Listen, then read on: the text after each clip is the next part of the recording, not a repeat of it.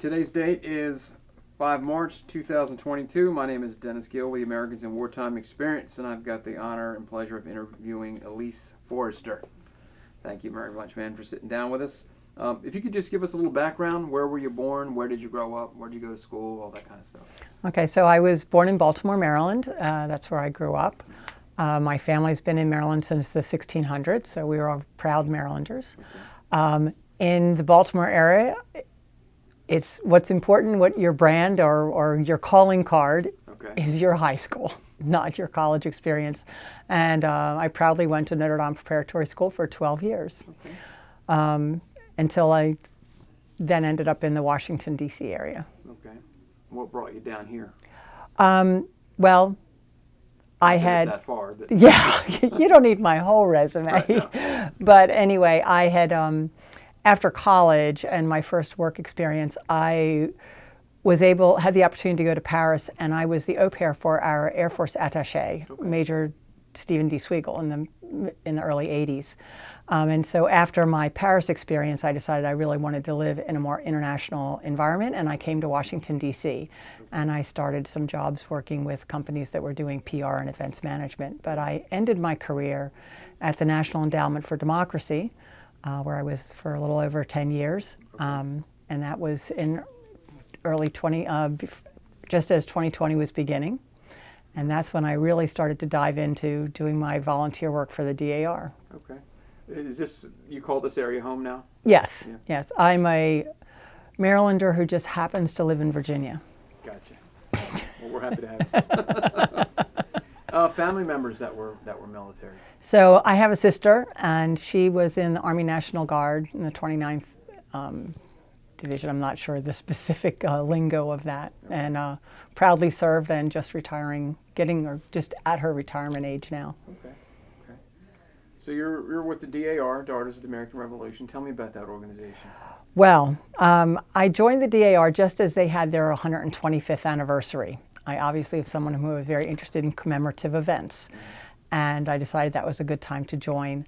I didn't really know anything about them when I joined, other than I was eligible due to a cousin's research, and who was done in '76 for the bicentennial. But in the past 2 years, I've learned a lot more since all of our meetings are on Zoom, and I've had exposure to a lot more members, different chapters. I joined a chapter in DC recently to become closer to the nation's capital, closer to the flame of what was happening for us to go into our America 250 experience. So I'm very proud of the work that they do in the community, their connection with veterans organizations, their connections with, their schools, just the breadth of things that they're involved with. I can say it's been an exhausting year because I have a hard time saying no to a lot of things. Right. And it was through my DAR channels that I even heard about the 100th anniversary of the Tomb of the Unknown, and heard about the flower ceremony, which I was, zipping off my resume of event work to Joe, because I was really hoping to be able to have the opportunity to share that. Okay. What is your connection to the American Revolution? Well, our ancestor lived in Talbot County, Maryland. I don't know a whole lot about, other than he farmed 15 acres. He was in the Talbot County Revolutionary Militia. There is no real record of any action or work that they did, simply because the news came out of either Annapolis or Baltimore. And so any kind of written papers about what was happening in the Talbot County area were in the papers of Tench Tillman, and his papers burned. His home was burned. So they don't really have any specific information. One of the things I'm planning to do in the next few years is to try to really delve closer and to find out what was happening in the St. Michael's area where he lived at that time. And I've had a chance to go down there and spend more time. It was always a favored place for our family growing up. We spent a lot of time on the Chesapeake Bay, a lot of time going back and forth to St. Michael's. It always felt like home, and then to find out that that's where my ancestor was from was thrilling. Yeah, very, very much much so. Yeah. So you were involved in the 100th, the centennial event, and the flower ceremony. Yes. Back last November. What was your involvement in that? So I worked with the group, with the foundation, the Tomb of the Unknown Soldier Foundation, distributing the pink carnations to the legions of people that stood in line to come on the first day. So I signed up to come at the beginning of the morning that day because I heard that the coronation was coming to do their ceremony, and I thought, well, if I'm there the first day, I'll get to see that. And that was an amazing experience in its own. Yeah. Tell me about that.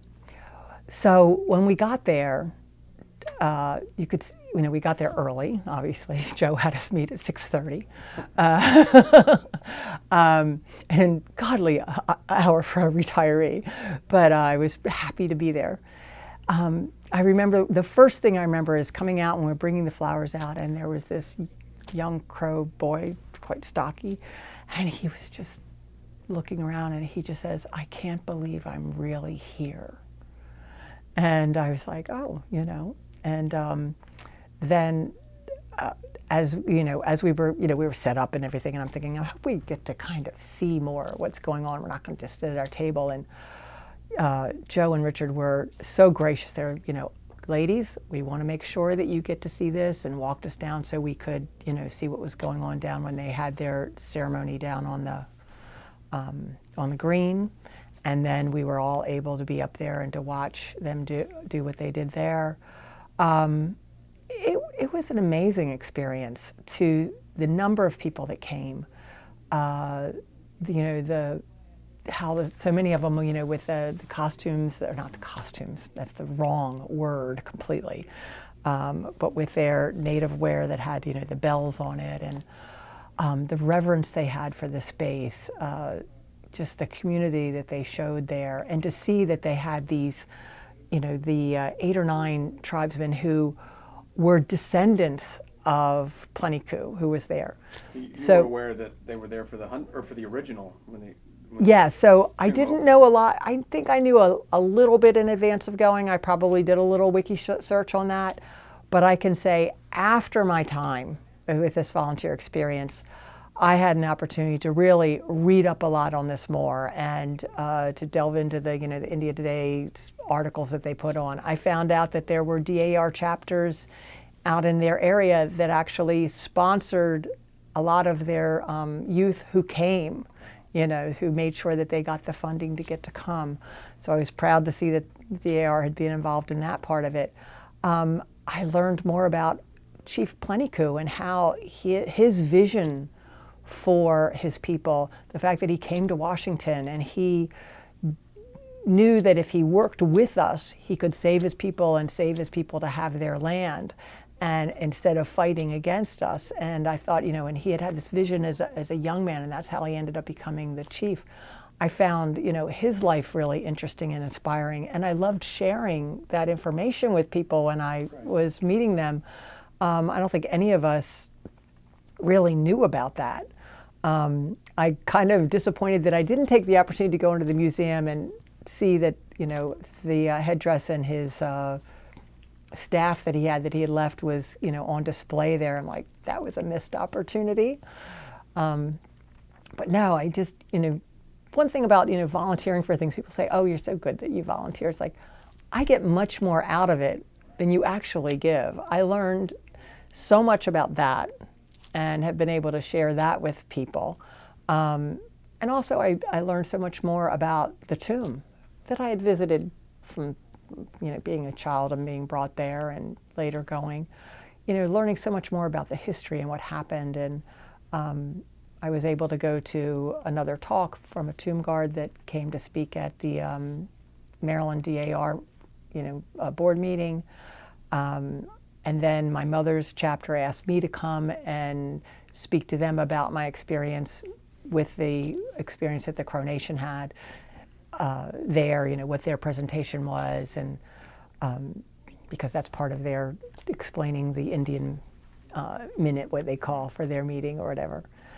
And Richard also made sure that we got a chance to go into the arena where they came and they were then doing their drumming and having their ceremony and all. So it was amazing. I know that they went to dance downtown the day after, and I kind of wished I could have done that, but had to work at my other little cheek.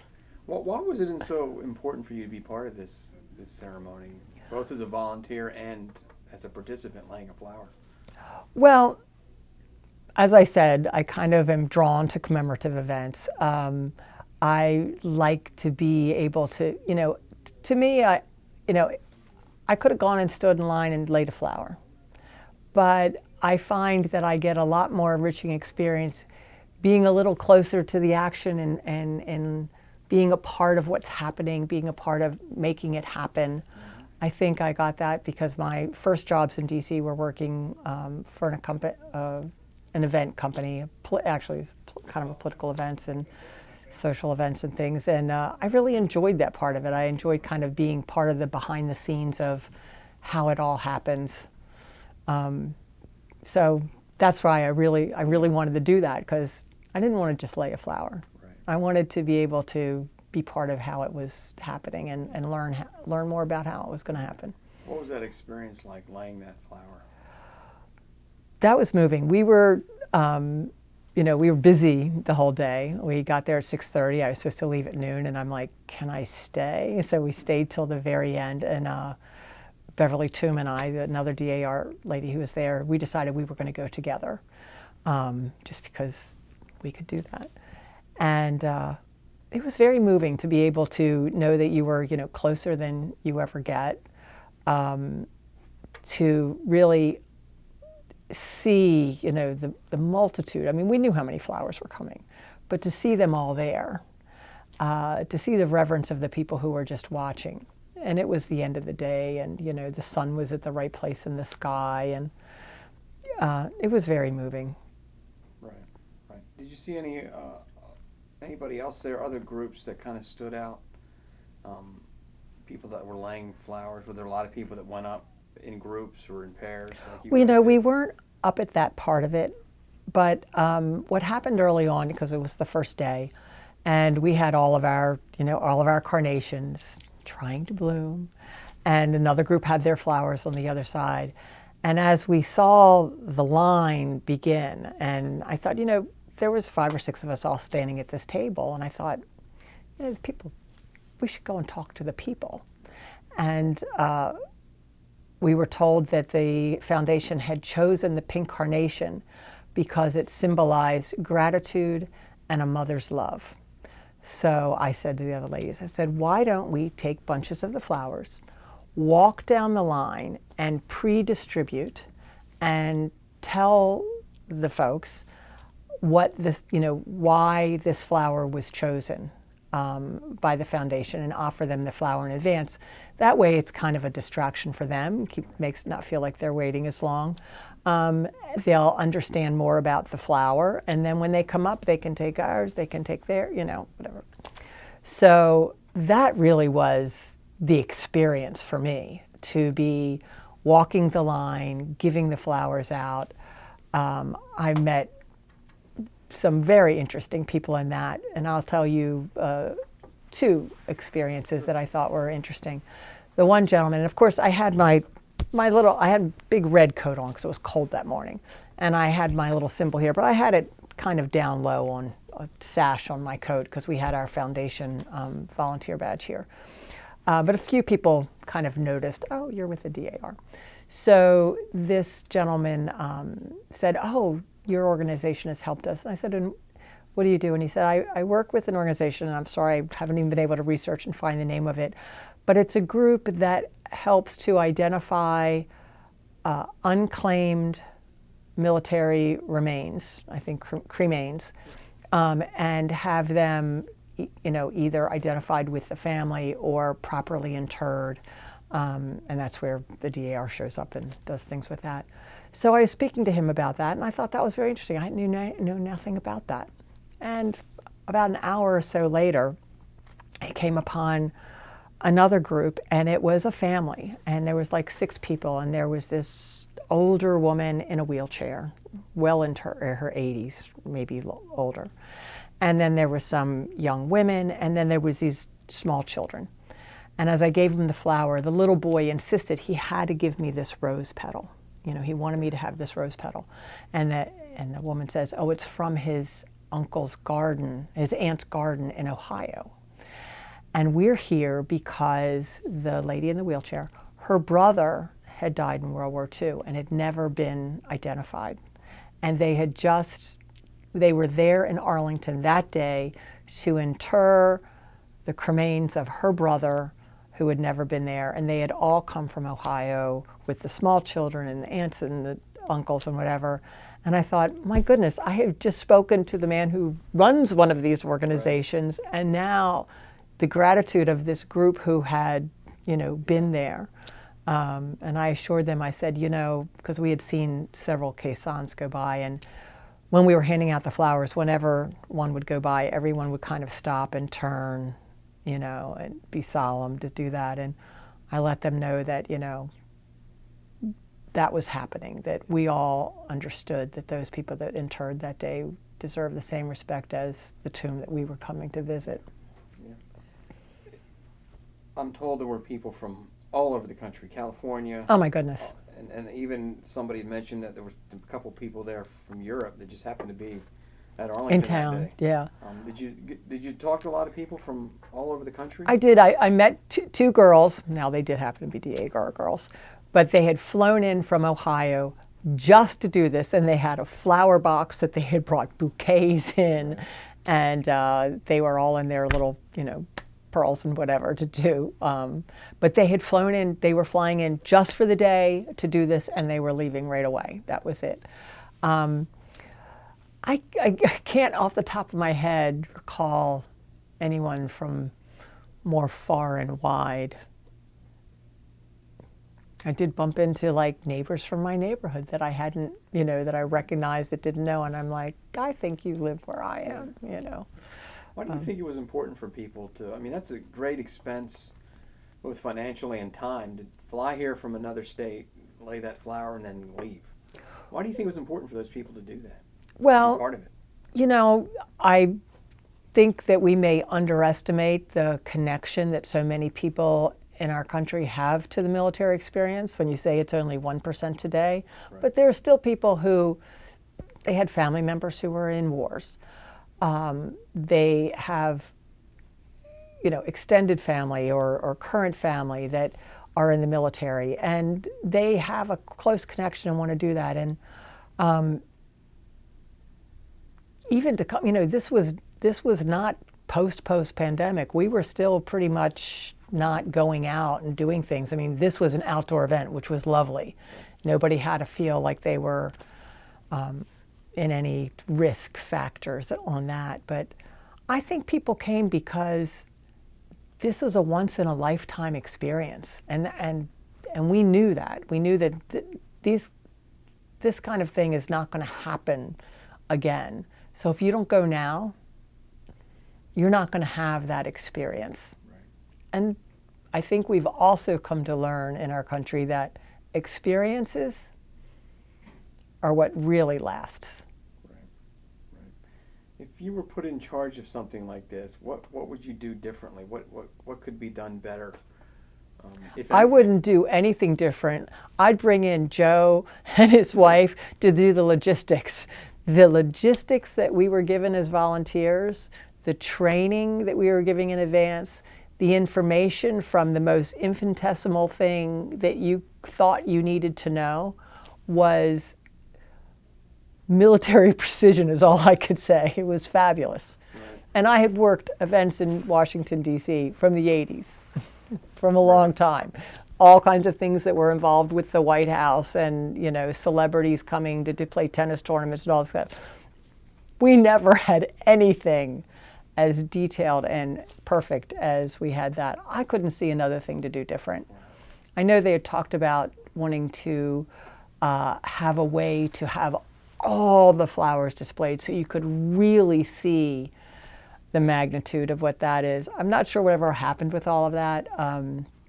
I didn't get to come back afterwards, but I did research all the pictures online I could find, and it seemed to me that they kind of lined them all like a wreath around the original tomb, but they didn't get to kind of do the cascading, layers. And traditionally things that get taken away every day. But I think it would have been lovely to have the real impact of seeing all of it all at one time, and not.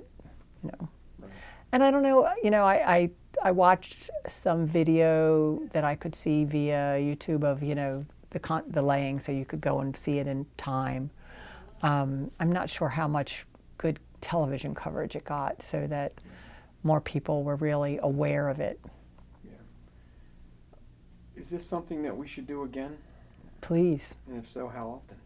Is it a yearly thing? Every 10 years? Or should we wait another 100? Not another 100, because I won't be there to volunteer. I think annually kind of would dilute it in a way. I don't know. I think on the occasion of the 250th anniversary of our country would be good, and that's coming up. I think if there are important anniversaries of, war anniversaries, I don't know if you call them, or commemoratives, I think at those times it could be do that, and that would bring out those groups.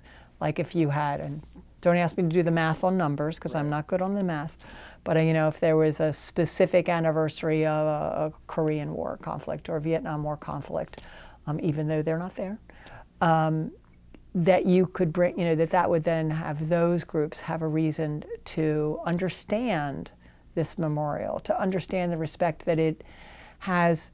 It's really like the tomb for all the tombs, in my mind.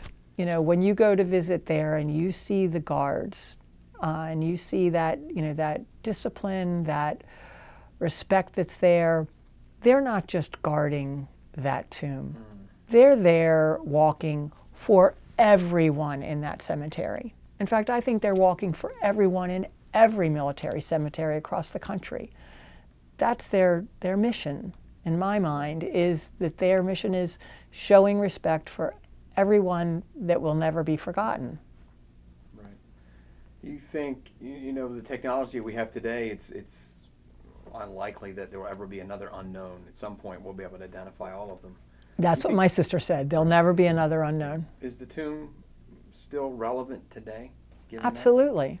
Because it really does represent our respect for all of our military. Right. How does that day, affect your commitment to continuing to honor veterans, continuing to be involved in organizations like yours? How does that day change that? Well, I now have a never forget garden in front of my house.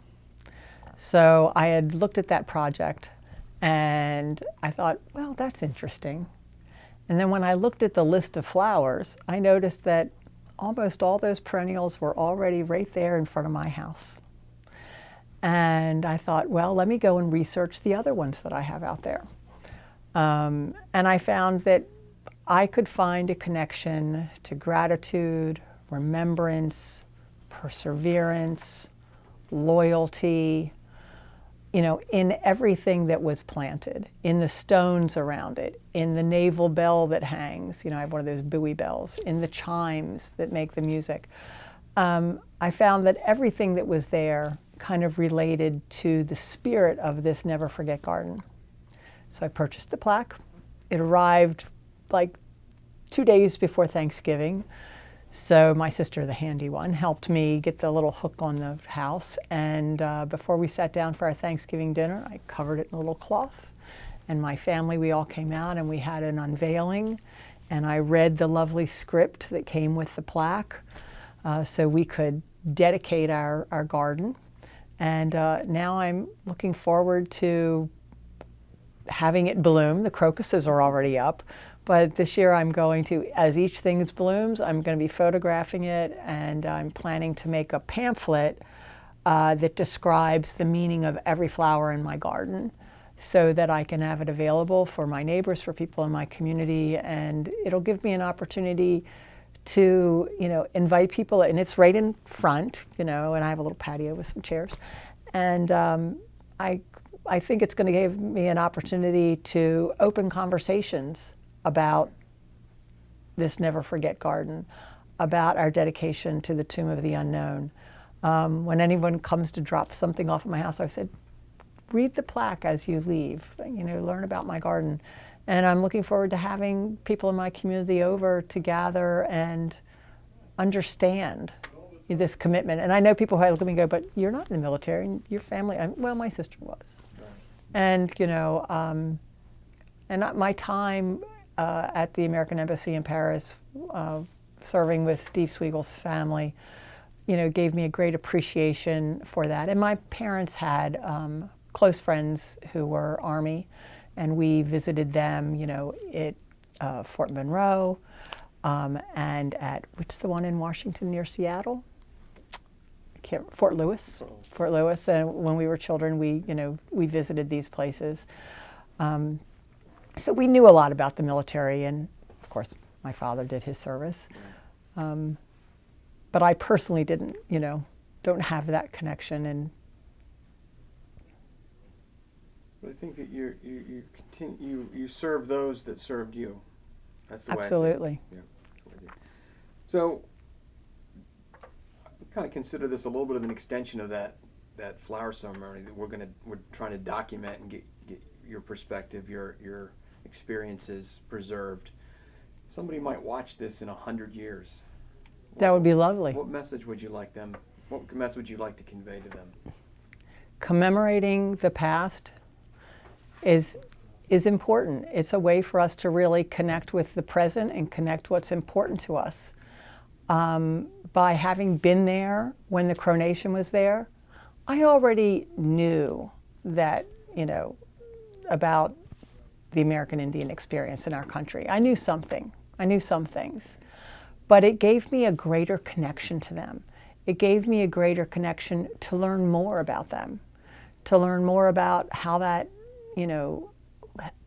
how that one man made such a difference for his tribe. How sometimes it really does only take one person to make a difference. So 100 years from now, when you think that you're one person and you're not going to make a difference, yes, you can. And you may not make a difference that's going to make national, international, intergalactal news.